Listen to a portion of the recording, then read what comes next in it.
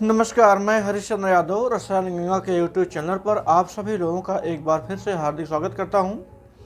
पिछली क्लास में बात हो रही थी बैलेंस बॉन्ड थ्योरी की और उसी पर आधारित हमने कुछ कॉम्प्लेक्स को लिया था और उसमें यह दिखाने का प्रयास किया कि अंतः कक्षक यौगिक कौन से होते हैं और बाह्य कक्षक यौगिक कौन से होते हैं। एक अच्छे एग्जाम्पल से उसको बताया भी गया। आज उसी पैटर्न को लेते हुए हम चुंबकीय बिहेवियर की बात करेंगे। एक अच्छा प्रश्न लेंगे जिसमें ये बताएंगे कि अनचुंबकीय क्यों है, क्यों परचुंबकीय है। लेकिन पिछली क्लास को आपको उससे जुड़ करके ही रहना है, क्योंकि पिछली क्लास में जो अंतः और बाह्य कक्षक की बात बताई गई थी, जिसमें यह भी बताया गया था कि कौन से लिगैंड प्रबल होते हैं, कौन से लिगैंड दुर्बल होते हैं, प्रबल लिगैंडों की क्या क्रियाकलाप होती है, दुर्बल लिगैंडों की क्या क्रियाकलाप होती है। यह सब आपको पिछले वीडियो में बता दिया गया है। जो भी नए हैं वो चाहे तो वीडियो को पीछे स्क्रॉल करके देख सकते हैं, उनको मिल जाएगा वीडियो। आज की क्लास में जो नए जुड़े हैं वो बिल्कुल चैनल को सब्सक्राइब कर लें, शेयर कर लें अपने दोस्तों के साथ। और रही बात और कुछ जानकारी के लिए, जो भी बातें होंगी आप कमेंट बॉक्स आपके लिए बिल्कुल फ्री है, आप कमेंट बॉक्स में लिख सकते हैं। वो आपको नेक्स्ट वीडियो में उसकी जानकारी या जो भी समस्याएं होंगी उसका सॉल्यूशन मिलेगा। आज इन्हीं कमेंटों को देखते हुए हमें एक ऐसा प्रश्न मिला है, बहुत अच्छा प्रश्न मिला है। ये हो सकता है कई बार बोर्ड की परीक्षाओं में पूछा गया हो, या कंपटीशन की दृष्टि से बहुत ही इम्पॉर्टेंट है, ये भी हो सकता है। ये प्रश्न आया है हमारे सामने कि आयरन के दो प्रकार के कॉम्प्लेक्स बनाए गए हैं। एक साइनाइड का कॉम्प्लेक्स है, एक जल का कॉम्प्लेक्स है। दोनों ही Fe2 पॉजिटिव को रिप्रेजेंट करते हैं। ऑक्सीकरण संख्या आयरन की 2 पॉजिटिव ही है, लेकिन उसमें एक प्रबल पैरामैग्नेटिज्म को शो करता है और दूसरा लोअर पैरामैग्नेटिज्म को शो करता है। आज इसी क्वेश्चन को हम यहाँ पर बिल्कुल आपके सामने हल करेंगे, आप अच्छे समझेंगे इसको। चलिए शुरू करते हैं इस प्रश्न को। पहले देखते हैं क्या है प्रश्न। प्रश्न दिया गया है कि FeH2O का होल 6, यहाँ पर प्रश्न लिख देते हैं FeH2O का होल 6 और इस पर दिया गया 3 पॉजिटिव। ये दिया गया है स्ट्रांग पैरामैग्नेटिक।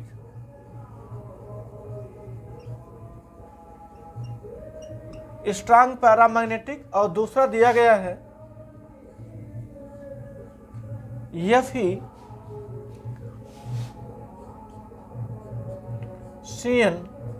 का होल 6 और यहाँ पर 3 नेगेटिव चार्ज दिया गया है और ये दे रहा है लोअर मैग्नेटिक। ये लो पैरामैग्नेटिक को दिखाता है। इसी बात को हमें पुष्टि करना है, इसे हमें सिद्ध करना है। ऐसा क्यों ये पैरामैग्नेटिक मतलब स्ट्रांग दिखाता है और ये पैरामैग्नेटिक प्रॉपर्टी को लो दिखाता है, यानी कि कम पैरामैग्नेटिक है। देखना पड़ेगा कैसे क्या है। इसके लिए हमें सबसे पहले सेंट्रल मेटल एटम अथवा आयन का ऑक्सीडेशन नंबर पता होना चाहिए। तो हम जानते हैं, पहले हम इसी की बात कर लें। ये हम इसी को सॉल्व कर रहे हैं। FeH2O के होल 6 और 3 पॉजिटिव आयन की ही बात कर लें। यहाँ पर चूंकि इसका ऑक्सीकरण संख्या 0 होता है तो बिल्कुल Fe जो है मौके पर बन करके आएगा 3 पॉजिटिव। ये फिर 3 पॉजिटिव का आप विन्यास करेंगे।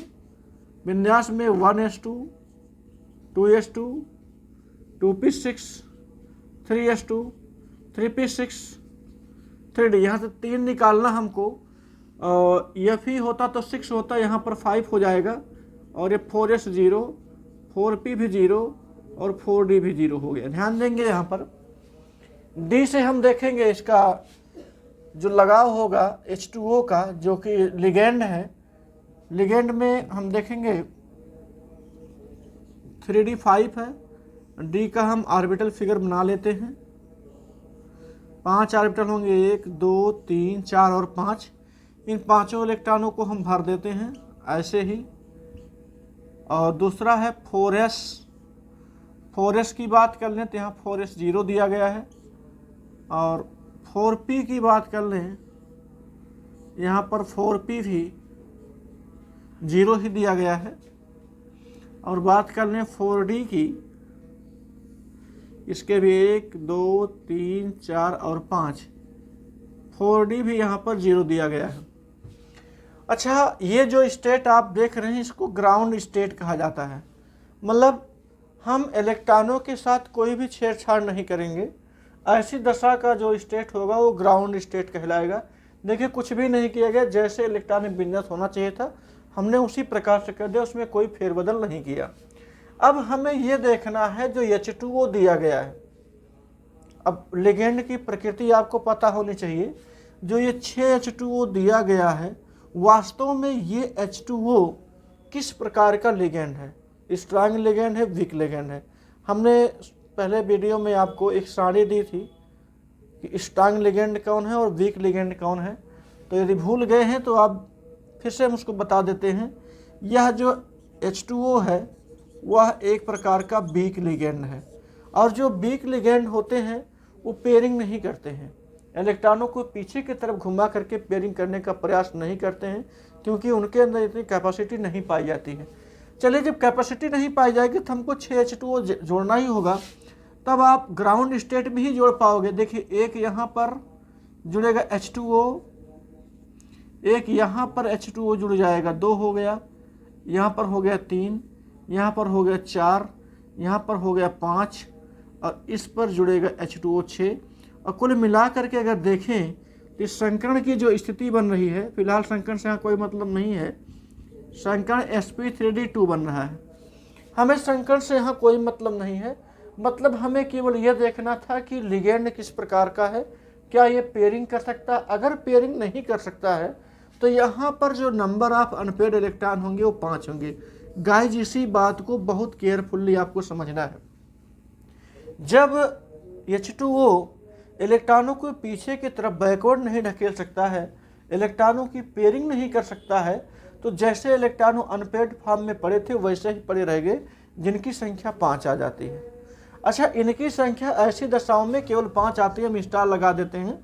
और अगला जो क्वेश्चन दिया गया है वो है Fe, यहाँ पर दिया गया CN का होल 6, और यहाँ पर 3 नेगेटिव चार्ज दिया गया है।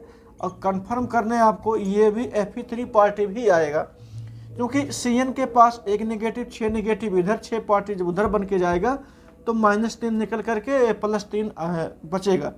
और जैसे इसका इलेक्ट्रॉनिक विन्यास आप यहाँ करेंगे, क्योंकि पहले से एक बार इलेक्ट्रॉनिक विन्यास आप कर चुके हैं, उसमें भी मिला था 3d5 और मिला था 3d5 के लिए 5 ऑर्बिटल, वही 1 2 3 4 5, और यहाँ मिला था 4s के लिए भी 0 इलेक्ट्रॉन थे, और उसके बाद 4p मिला था 1 2 3, यहाँ पर 4p में भी 0 थे। रही बात 4d की, 1 2 3 4 और एक और कर ले 5, यहाँ पर 4d में भी क्या था, ये 0 था। अब ध्यान देंगे, यहाँ पर जो लिगेंड दिया गया वो Cn है, और Cn की संख्या जो है वो 6 है। 6 Cn को आपको जोड़ना है, पांचों ऑर्बिटलों में इलेक्ट्रॉन भर दीजिए, 1 2 3 4 और ये 5। अब क्या करना है, इसे जानना है कि लिगेंड का नेचर कैसा है। ये एक प्रकार का स्ट्रांग लिगेंड है, यही आपको ध्यान देना है। जो आप साइनाइड देख रहे हैं यह एक स्ट्रांग लिगेंड होता है। स्ट्रांग लिगेंड का वर्क ये होता है कि इलेक्ट्रॉनों की पेयरिंग करता है, ये इलेक्ट्रॉनों को अंदर की तरफ ढकेलता है, जो अनपेयर्ड होते हैं वो पेयर होने का प्रयास करने देता है। ये अगर करने देता है तो ये स्टेट पहला ग्राउंड था। यहाँ पर एक्साइट जब करेंगे, एक्साइट स्टेट में हम लेकर के आएंगे, तो यहाँ देख रहे हैं कि इसकी जब पेयरिंग होगी, पहले 5 ऑर्बिटल बनाएंगे, 1 2 3 4 और एक यहाँ बढ़ा लेते हैं, छोटा हो गया, 5 ऑर्बिटल हो गया। ये मतलब पेयरिंग करेंगे तो कुछ इसी प्रकार से इनकी पेयरिंग हो जाएगी। यहाँ पर 4 और 1 5। अब आप देखिए, आपको जोड़ना है कितना, ये हम लिख देते हैं 4s हो गया, और यहाँ पर 4p हो गया। 6 Cn जोड़ना है, 1 Cn यहाँ जुड़ जाएगा, 1 Cn यहाँ जुड़ जाएगा, 1 Cn यहाँ, कुल हो गया 3 और 4 हो गया, और ये 5 हो गया, और ये 6 हो गया। चलिए, 6 Cn बड़े ही आराम से जुड़ गए इसी इलेक्ट्रॉन के पीछे चले आने से। अब आप देख रहे हैं n बराबर कितना आ गया, 1। हमने पहले भी बताया, यहाँ पर n बराबर 5 आया, यहाँ पर n बराबर 1 आया। तो जिसमें अनपेयर्ड ऑफ इलेक्ट्रॉनों की संख्या अधिक होती है उनका जो पैरामैग्नेटिक बिहेवियर होता है वो स्ट्रांग होता है। तो बिल्कुल कंफर्म हो गया। पहले वाले मॉलिक्यूल में देख रहे हैं इसमें 5 अनपेयर्ड ऑफ इलेक्ट्रॉन हैं, जिससे इनका पैरामैग्नेटिक बिहेवियर जो है उच्च होगा, और यहाँ पर एक अयुग्मित इलेक्ट्रॉन होने के कारण इनका पैरामैग्नेटिक बिहेवियर पहले वाले की अपेक्षा बहुत कम होगा। जैसे यदि हम ये निकालें, इसको आप स्क्रीनशॉट लीजिए, फिर एक हम बताते हैं यहाँ पर चुंबकीय आघूर्ण मैग्नेटिक मूवमेंट कैसे निकालेंगे। इसको आप 5 देख ही रहे हैं, यहाँ पर एक है, दोनों भी वहाँ से भी एक सूत्र के द्वारा उसका रिजल्ट निकाल देते हैं कितना बोहर मैग्नेट्रॉन मिलेगा। देखेंगे यहाँ पर दूसरे वाले के लिए n बराबर 1 आया है, पहले वाले के लिए n बराबर 1 आया है। अगर हम चुंबकीय आघूर्ण की बात करें तब भी आपको चुंबकीय आघूर्ण पहले वाले का कहीं न कहीं ज़्यादा मिलेगा। इसका n बराबर 5 है और इसका दूसरे वाले का n बराबर 1 है। चलिए देखते हैं, अगर ऐसा है तो फार्मूला उसका है चुंबकीय आघूर्ण का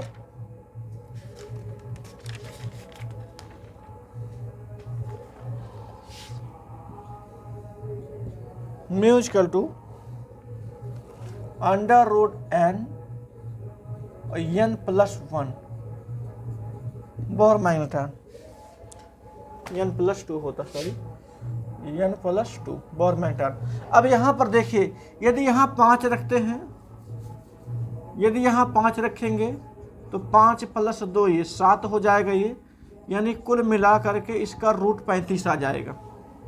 √37, 5 2 7 5 तो 35 होगा, सॉरी 35 रूट के अंदर BM आएगा ये लगभग 36 लगभग नियर अबाउट 6 जाएंगे, लगभग इनका जो है 6 BM जाएगा। ये बोहर मैग्नेट्रॉन इनका लगभग 6 जाएगा।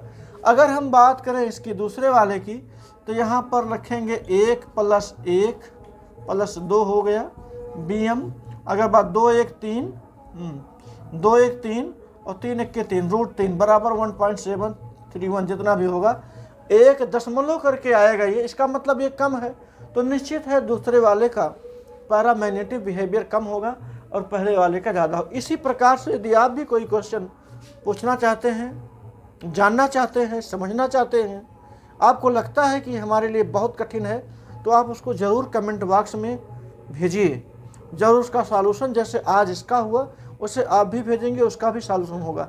हाँ, कमेंट में आया था सर कम से कम कुछ एग्जाम्पल के साथ एक नाम दिया जाए, IPSC नाम दिया जाए, आप उसका फार्मूला डिजाइन करिए। बहुत अच्छी बात है, अच्छा कमेंट है, इसको ज़रूर हम ये कहा गया सर ज़रूर इसको करवा दीजिए, क्योंकि समस्याएं आ रही हैं तो इस समस्या का सॉल्यूशन भी है। आज हम कुछ नाम को लिखेंगे और उस नाम के आधार पर संरचना सूत्र बनाया जाएगा। बिल्कुल आप निर्भीक होकर के पढ़िए, रसायन विज्ञान चैनल आपके लिए बिल्कुल समर्पित भाव से काम करेगा। कोई क्वेश्चन हो, टॉपिक से हो, आप उसको उठा करके ज़रूर कमेंट में डाल दीजिए, जो उसका सॉल्यूशन दिया जाएगा। चलिए देखते हैं, हम कुछ IPSC नेम लिखते हैं और IPSC नेम लिखने के बाद उसका स्ट्रक्चर बनाते हैं, फार्मूला क्या होता है। इसको देखिए, कुछ क्वेश्चन हम लेते हैं, जैसे है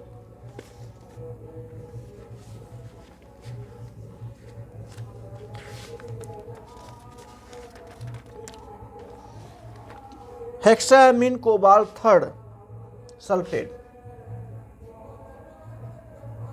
हेक्सामीन कोबाल्ट 3 सल्फेट। और भी लिख देते हैं, ये पहला हो गया, दूसरा भी लिख देते हैं। दूसरा है पोटेशियम हेक्सासाइनो आयरन,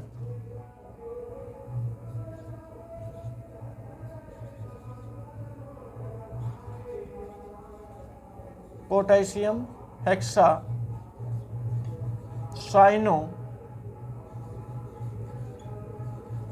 फेरेट। तो यहाँ पर इसका 3rd दिया गया है, इसको भी लिख दे। एक क्वेश्चन और ले लेते हैं। एक क्वेश्चन ये है डाइअमीन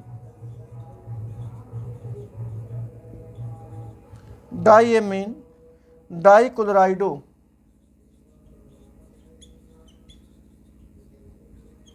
प्लेटिनेट या प्लेटिनम दिया है। प्लेटिनम, इस पर जो चार्ज है वो है सेकेंड। चलिए इतने क्वेश्चन को हम लेते हैं, इसी में आपको क्लियरली समझ में आ जाएगा। देखिए पहले वाले में दिया हेक्साएमीन कोबाल्ट, मतलब कोबाल्ट उसका सेंट्रल मेटल एटम है, और जो थर्ड दिया गया है ये कोबाल्ट की वैलेंसी है। वैलेंसी के बाद सल्फेट दिया गया, इसका मतलब ये कोऑर्डिनेट स्पेयर से बाहर है, वो ये SO4 है। हेक्सा का मतलब हो गया 6 एमीन, मतलब अमोनिया की संख्या 6 दिया गया है, जो कि कोबाल्ट के साथ है। बिल्कुल देखेंगे कोबाल्ट के साथ 6 अमोनिया के मालिक्यूल दिए गए हैं, और इसके बाद इसको बाहर जो है ये SO4 का मतलब हो गया सल्फेट दे दिया गया है। और हमें यहाँ पर लाना है कुल मिला करके कितना, हेक्साएमीन कोबाल्ट थर्ड सल्फेट लेकर के आना है यही। अच्छा ये हमें लगता है थोड़ा सा यहाँ पर मिस्टेक हो गया है, ये सेकेंड करके है, यहाँ पर इस सेकेंड करके मिस्टेक हो गया, सुधार कर लेंगे आप लोग। हेक्साएमीन कोबाल्ट सेकेंड सल्फेट, यहाँ देखिए हेक्साएमीन हो गया, कोबाल्ट हो गया, सल्फेट हो गया, हमको सेकेंड कहाँ से लेकर के आना है, इसी पर ऐसा कुछ करें कि +2 चार्ज आ जाए। SO4 के ऊपर जानते हैं 2 नेगेटिव चार्ज होता है, जब बराबर के पार जाएगा तो 2 पॉजिटिव आ ही जाएगा, इसलिए करेक्ट जो इसका मॉलिक्यूलर फार्मूला होगा यही होगा। दूसरे वाले में देखिए दिया है पोटेशियम हेक्सासाइनोफेरेट, फेरेट का मतलब हो गया आयरन, और आयरन के साथ हेक्सासाइनो दिया है, यानी कि CN की संख्या जो है 6 दे दिया गया है, और दिया पोटेशियम की संख्या नहीं दिया गया, ना तो लिखा ही होगा उसमें, कोई ज़रूरत भी नहीं है। आपको थर्ड लाना है, यानी इसके ऊपर आयरन के ऊपर 3 पॉजिटिव चार्ज लेकर के आना। अब देखिए यहाँ पर यदि इसके ऊपर 1 होता तो कुल मिला करके 6 नेगेटिव होगा, ध्यान समझिएगा इस बात को। इसके ऊपर यदि 1 नेगेटिव है तो कुल मिला करके 6 नेगेटिव, ये हो गया 6 नेगेटिव। कब ये आपको 3 पॉजिटिव दे सकता है, जब भी बराबर के पार जाएगा तो 6 पॉजिटिव हो जाएगा। इसका मतलब ये होगा अगर इसके साथ कोई 3 और आ जाए नेगेटिव के रूप में तो ये 3 पॉजिटिव देगा, लेकिन 3 नेगेटिव कौन लाएगा, जो यहाँ पर मौके पर पॉजिटिव होगा। पोटेशियम अकेला है, इसी को कर देते, जब उस पार जाएगा ये नेगेटिव बन करके 6 में से 3 निकाल देगा और बचेगा 3। यही 3 आ जाने से ये फेरेट का जो चार्ज है वो क्लियर हो जाएगा, इसलिए K3FeCN का होल 6 ही इस फार्मूले का नाम होगा, पोटेशियम हेक्सासाइनोफेरेट थर्ड। और चलते हैं आगे, क्वेश्चन दिया गया है, आपको बेहतर समझ में आ रहा है, आप थोड़ा धीरे धीरे रोक करके देखेंगे, अगर कोई दिक्कत होती तो वहाँ से भी आपको समझ में आ जाएगा, जल्दीबाजी करने की कोई ज़रूरत नहीं है। यहाँ पर देखेंगे डाईएमीन डाईक्लोराइडो प्लेटिनम सेकेंड, परिचित तो प्लेटिनम जो है वही CM है, हम प्लेटिनम को लिख देते हैं। उसके बाद डाईएमीन दिया गया है, यानी NH3 की संख्या 2 है, डाईक्लोराइडो भी दिया गया तो क्लोरीन की संख्या 2 है। अब हमें सेकेंड लेकर के आना है, इसके ऊपर +2 चार्ज लाना, कैसे आएगा, बहुत आसान है, हमें लगता है बिल्कुल छपा छपाया आंसर है ये। इसके ऊपर 0 होता है, इसके ऊपर -1 होता है, जा करके -2 होगा, जब बराबर के पार कहीं जाएगा तो ये +2 आ जाएगा, और +2 आने से प्लेटिनम की जो ऑक्सीडेशन नंबर है वो +2 मिल जाएगा। इस प्रकार से ये तीनों जो नाम दिए गए थे उसी के आधार पर इनका फार्मूला या इनका स्ट्रक्चर बनाया गया। इसी प्रकार से आप भी कमेंट करेंगे तो आपके भी क्वेश्चन को लेकर के हम दूसरे वाले यानी सामने वाले या अगले वाले वीडियो में ज़रूर उसको शामिल करेंगे। बस आज की क्लास पर यहीं हम क्लोज करेंगे, मिलेंगे नेक्स्ट वीडियो में नेक्स्ट तथ्य के साथ, नेक्स्ट क्वेश्चन के साथ। तब तक के लिए जय हिंद, जय भारत, स्वस्थ रहिए, व्यस्त रहिए, मस्त रहिए। रसायन गंगा चैनल का सपोर्ट कीजिए और देखते रहिए, और वीडियो को दूसरों को भी शेयर करते रहिए।